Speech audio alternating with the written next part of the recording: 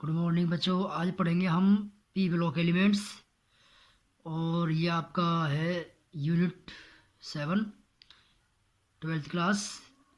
और इसमें पढ़ेंगे हम आप ग्रुप 17। बच्चों आप जानते हो जो ग्रुप 17 है उसको हम क्या बोलते हैं, हेलोजन्स बोलते हैं। क्या बोलते हैं? हेलोजन। और हेलोजन का मतलब क्या होता है? हेलोजन, हेलो का मतलब होता है सॉल्ट और GEN का मतलब जनरेटर, तो साल्ट प्रोड्यूसर। तो हम कह सकते हैं कि ये क्या होते हैं, इसको हम साल्ट प्रोड्यूसर बोलते हैं। ठीक है, तो इसमें क्या होगा, अब जिसके एलिमेंट है ग्रुप 17 के। अब आप जानते हो कि हेलोजन्स जो साल्ट प्रोड्यूसर हैं मोस्टली कहाँ मिलते हैं? मोस्टली मिलते हैं सी वाटर में। तो ये क्या है इसकी भाई, अब आप जानते हो कि जो हेलोजन्स हैं वो नेटिव स्टेट में नहीं मिलेंगे, कैसे मिलते हैं? कंबाइंड स्टेट में मिलते हैं। तो भाई फ्लोराइड की फॉर्म में मिलेगा, क्लोराइड की फॉर्म में मिलेगा सी वाटर के अंदर। तो इस फॉर्म में मिलते हैं ये आपको ये हेलोजन्स। अब ये एलिमेंट कौन कौन से हैं आपको आपको पता है भाई? फ्लोरीन है, क्लोरीन है, ब्रोमीन है, आयोडीन है। ये क्या है? एस्टेटाइन। इसका सिंबल AT है। ये होता है एस्टेटाइन, ये रेडियो एक्टिव है। तो आप जानते हो, अगर मैं यहाँ पर लिखना चाहूँ कि भाई इनका एटॉमिक नंबर क्या है, ये तो सिंबल ऑफ द एलिमेंट है। अगर मैं यहाँ पे लिखूँ कि भाई what is atomic number of group 17 element, and the first element is fluorine and the atomic number is 9, and chlorine the atomic number is 17, and the bromine atomic number is 35, and then iodine the atomic number is 53, and the astatine is atomic number 85। आपका वो ये कैसे कैसे किया कि बच्चे, अब हम जानते हैं ऑक्टेट रूल क्या होता है भाई। हम 2 2 8 8 18 18 32 ऐसे करते जाते हैं। तो उसमें क्या होगा, अब जो 9 है इसमें मैंने ऐड किया 8, तो क्या बन गया 17। अब 17 में मैंने क्या ऐड किया 18, क्या बन गया 35। फिर क्या ऐड किया मैंने 18, तो क्या बन गया 53। फिर क्या ऐड किया मैंने 32, तो क्या बन गया 85। अगर मैं इनका जो इलेक्ट्रॉनिक कॉन्फ़िगरेशन है, क्या चीज़? इलेक्ट्रॉनिक कॉन्फ़िगरेशन, अगर मैं ये राइट करता हूँ तो कैसे राइट करूँगा? आप जानते हो फ्लोरीन कैसे राइट करते हो आप? 1s2 2s2 और 2p5। अंडरस्टैंड? तो अगर मैं इसको ही नोबल गैस एलिमेंट की फॉर्म में लिखूँ तो कैसे लिखूँगा भाई? 1s2 2s2 तो क्या हो गया हीलियम, और क्या बच गया आपके पास 2p5। या ऐसे हीलियम हो गया आपका 1s2। हाँ, ये हीलियम का तो ये 2s2 आएगा यहाँ पे, हीलियम 2s2 2p5, ये 2s2 है यहाँ पे 2p5। नेक्स्ट इज 17 है आपका एटॉमिक नंबर, तो कैसे करोगे आप? 1s2 2s2 2p6 3s2 3p5। Understand? अब यहाँ तक आप जानते हो नोबल गैस बन जाएगी आपकी कौन सी? नियॉन। तो नियॉन राइट कर सकते हो आप, और 3s2 3p5। अंडरस्टैंड? ऐसे आप इसको, जब यहाँ हीलियम हो गया, हेनियन हो गया, तो यहाँ पे क्या आएगा आपके पास? आर्गन आएगा। और इसके बाद आप 3d10 कर सकते हो, और 4s2 कर सकते हो, और 4p5 कर सकते हो। तो 18 और 10 कितने हो गए?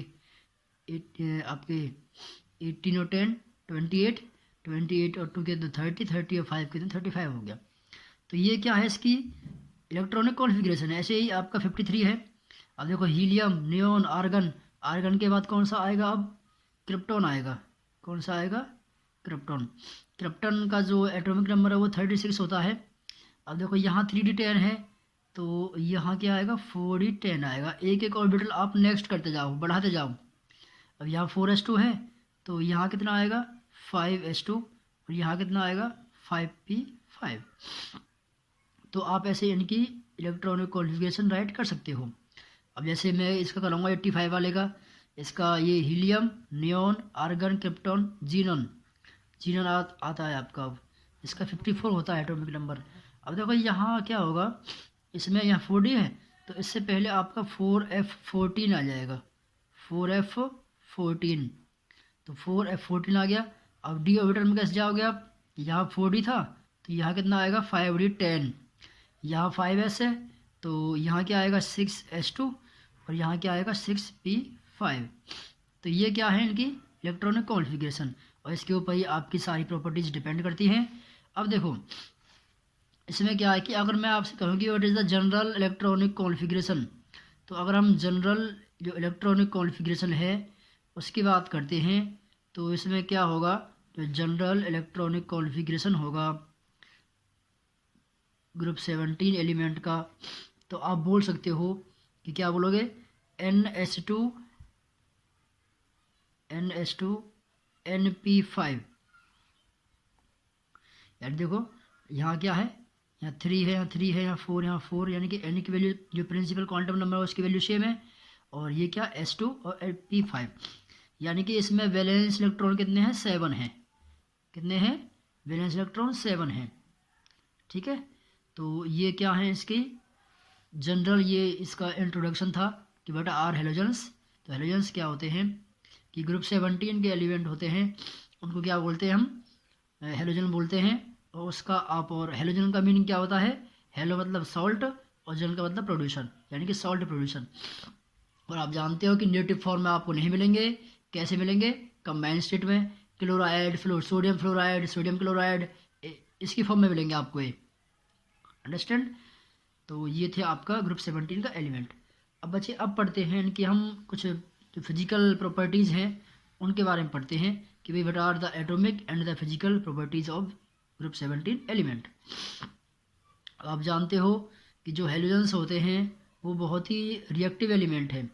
रिएक्टिव क्यों है कि भाई एक तो इसमें 7 वैलेंस इलेक्ट्रॉन है और वो आसानी से एक इलेक्ट्रॉन गेन करके नोबल गैस जो कॉन्फ़िगरेशन है उसको गेन कर लेगा। तो यानी ये इसकी टेंडेंसी है। और आप जानते हो अगर मैं फिजिकल प्रॉपर्टीज़ में बात करूँगा, सबसे पहले जो फिजिकल प्रॉपर्टीज़ के अंदर क्या पढ़ेंगे हम, फिजिकल प्रॉपर्टीज़ के अंदर फर्स्ट पढ़ाऊँगा जो इससे पढ़ेंगे हम कि भाई इसकी जो एटोमिसिटी है, एटॉमिक अगर प्रॉपर्टीज़ में मैं यहाँ ऐड कर देता हूँ atomic and physical properties.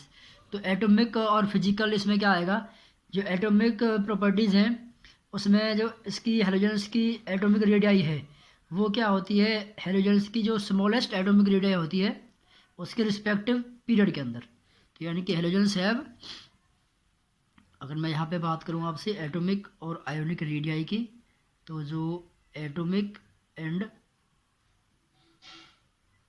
Ionic radii, तो आप क्या कहोगे, तो आप जानते हो कि भाई अलोंग द ग्रुप अगर बात करते हैं हम तो अलोंग द ग्रुप जाने पर तो क्या होता है भाई रेडियस आपकी इंक्रीज़ करती है। बट जैसे ही हम पीरियड के अलोंग मूव करते हैं तो क्या होती है, जो रेडियाई है वो आपकी डिक्रीज़ करती है। तो हेलोजेंस हैव द स्मॉलेस्ट क्या रहेगी आपके पास atomic radii in their respective period. ठीक है, तो वो किस कारण रहेगी, क्योंकि जो एटॉमिक रेडियाई है वो डिक्रीज़ करती है जैसे ही आपका न्यूक्लियर चार्ज इंक्रीज़ करेगा। न्यूक्लियर चार्ज ड्यू टू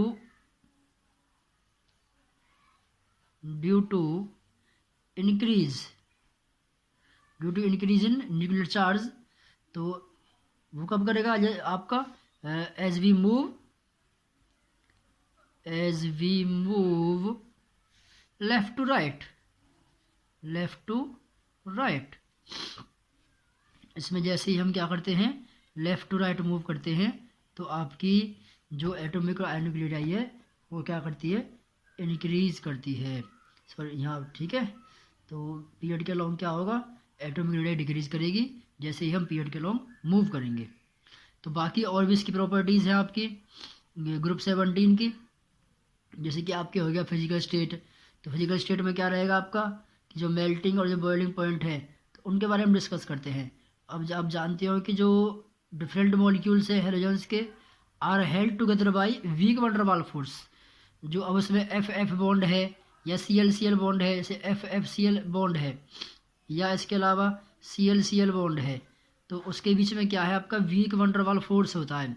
तो उस वीक वंडरवाल फोर्स की वजह से क्या होगा आपके पास कि जो वंडरवाल फोर्स है उसकी जो स्ट्रेंथ रहेगी वो इंक्रीज करती है जैसे कि आपका साइज बढ़ता जाता है। यानी कि जैसे जैसे आपका साइज बढ़ेगा हेलोजन का वैसे वैसे क्या होगा, जो वंडरवाल फोर्स ऑफ अट्रैक्शन है वो बढ़ेगी साइज के साथ साथ। तो इसलिए क्या होगा कि जो F2 है और Cl2 है, यानी कि जो F2 और जो Cl2 है ये तो क्या रहेंगी, गैस रहेंगी आपकी, क्या रहेंगी, गैस रहेंगी। और जो बाकी आपकी ऐसी ब्रोमीन है वो ब्रोमीन आप जानते हो कि लिक्विड होती है, लिक्विड फॉर्म में मिलती है। कैसे मिलती है, लिक्विड फॉर्म में। ठीक है, कैसे मिलेगी आपको, लिक्विड फॉर्म में। और बाकी जो और हैं तो जैसे ही वंडरवाल फोर्स इंक्रीज करेगी तो उससे क्या होगा कि जो मेल्टिंग पॉइंट है और उसका बॉइलिंग पॉइंट है वो इंक्रीज करता है जैसे ही आपका एटॉमिक नंबर बढ़ता है। कैसे बढ़ेगा, फ्लोरीन से आयोडीन की तरफ, फ्लोरीन से आयोडीन की तरफ। जैसे ही एटम का साइज बढ़ा तो मेल्टिंग पॉइंट और उसका बॉइलिंग पॉइंट भी क्या करेगा, इंक्रीज करता है। ठीक है, उसका मेन रीजन क्या है, उसका मेन कोज क्या है, मेन कोज है उसका जो वंडरवाल फोर्स ऑफ अट्रैक्शन है, साइज के बढ़ने से वो भी बढ़ती है।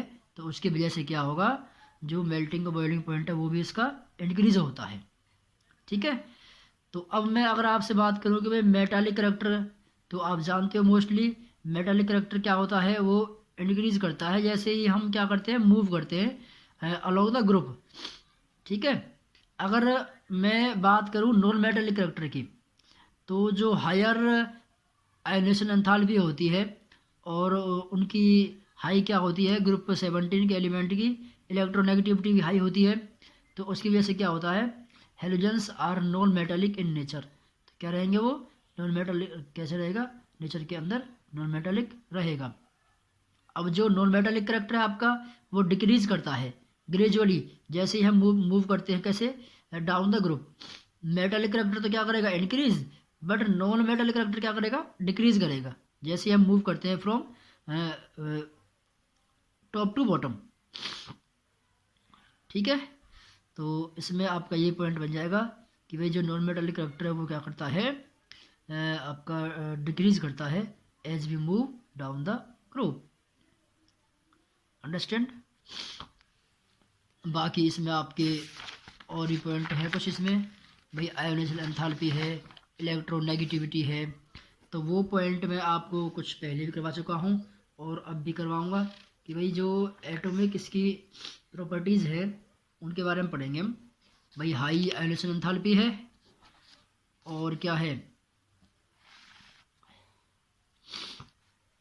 और हाई आयोनाइजेशन एनर्जी भी है इसकी, high ionization energy and electronegativity. ठीक है, ये थी आपकी इसमें फिजिकल प्रॉपर्टीज़। अब इसमें जैसे कि आपका सॉल्युबिलिटी आती है, तो आप जानते हो सॉल्युबिलिटी में क्या होगा, जो फ्लोरीन है और क्लोरीन है वो तो क्या होते हैं आपके, सॉल्युबल होते हैं वाटर के अंदर। और जो ब्रोमीन है और आयोडीन है वो सेपरेटली सॉल्युबल हैं वाटर के अंदर। ठीक है, तो और क्या होते हैं, but they are soluble in various organic solvent. यानी कि जो और अलग अलग आपके से क्लोरोफॉर्म है, कार्बन टेट्राक्लोराइड है, कार्बन डाइसल्फाइड है, उनके अंदर क्या है ये इजिली डिजोल्व हो जाते हैं, सॉल्युबल हो जाते हैं। ठीक है, अब बात आती है कि भाई जो इसमें हेलोजेंस के बीच में जो बॉन्ड है वो उसका नेचर क्या है। तो हम जानते हैं कि जो हेलोजेंस होते हैं वो क्या करेगा, अगर एक इलेक्ट्रॉन गेन कर ले, जैसे फ्लोरीन है, ठीक है, एक इलेक्ट्रॉन गेन कर ले ये फ्लोरीन, तो क्या बनाएगा, एफ नेगेटिव बनाएगा। क्या बनाएगा, एफ नेगेटिव। अब यहाँ पे क्या होगा, फ्लोरीन का एटॉमिक नंबर 9, यहाँ इसने एक गेन किया इलेक्ट्रॉन तो क्या बन गया 10, यानी कि इसने easily electronic configuration noble gas की गेन कर ली। ठीक है, तो इसका मीनिंग क्या हो गया कि जो अब इसमें बॉन्ड बनेगा किसी भी एलिमेंट के साथ ये क्या है, इलेक्ट्रोनेगेटिव है। अब ये कोई इलेक्ट्रोपॉजिटिव एटम के साथ मिले Na और F, तो क्या बन जाएगा, ये आयोनिक बॉन्ड बन जाएगा इसके बीच में। कैसे बन जाएगा, आयोनिक बॉन्ड, अंडरस्टैंड। वो ऐसे ही कोवलेंट बॉन्ड भी बना सकता है अगर शेयर करे इलेक्ट्रॉन्स को एक दूसरे के साथ। तो जैसे कि एक्स एक्स बॉन्ड है तो उसमें क्या होता है, शेयरिंग करते हैं। तो एक्स एक्स बॉन्ड यानी कि सी एल बॉन्ड है, तो वो शेयर करते हैं, तो शेयरिंग से क्या हो जाएगा आपका, कोवलेंट बॉन्ड बनेगा। और जैसे इसमें एच सी एल है, एच सी एल वाले से भी क्या बनेगा आपके पास, कोवलेंट बॉन्ड बनेगा इसके अंदर। अब मैं बात करूँगा आपसे केमिकल प्रॉपर्टीज़ के अंदर।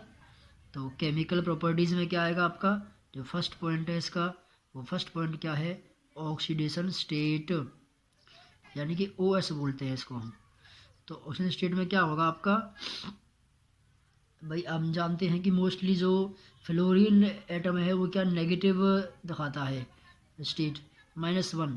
अब इसमें एक एग्जांपल आपका है एक्सेप्ट HOF, यानी कि HOF को छोड़ करके ये क्या दिखाएगा आपका, -1 दिखाएगा, क्योंकि HOF में क्या जाएगा आपका प्लस का, ये फ्लोरीन है, ये -2 है, ये +1 है, तो यहाँ -1 बचेगा, तो +1 शो करेगा यहाँ पे। तो यहाँ पे कह सकते हैं कि भाई एक्सेप्ट HOF, जो फ्लोरीन है वो मोस्टली -1 शो करता है। और जो अदर हेलोजन्स हैं तो उसमें क्या है, वो नेगेटिव -1 भी शो करेंगे, उसके अलावा पॉजिटिव भी शो करते हैं, वो +1 भी, और हायर पॉजिटिव स्टेट दिखाएंगे, क्या क्या +3 +5 +7 ये शो करते हैं इसके अंदर। तो ये पॉइंट हो गया आपका। तो +1 +3 +5 +7 का क्या पॉइंट है कि भाई जो NS में और NP में जो इलेक्ट्रॉन पड़े हुए हैं, अगर उनको हम एक्साइट करवाते हैं बारी बारी से, तो आपको +3 +5 +7 स्टेट देखने को मिल जाएगी। ठीक है, तो इस बात का आप ध्यान रखें। बाकी और प्रॉपर्टीज हम नेक्स्ट पढ़ेंगे। तो जो क्वेश्चन मैंने आपको टिक करवाए हैं वो क्वेश्चन करते रहें आप, और तैयारी करते रहें। अगर कोई डाउट हो तो आप मेरे से पूछ सकते हैं। Have a nice day, thank you.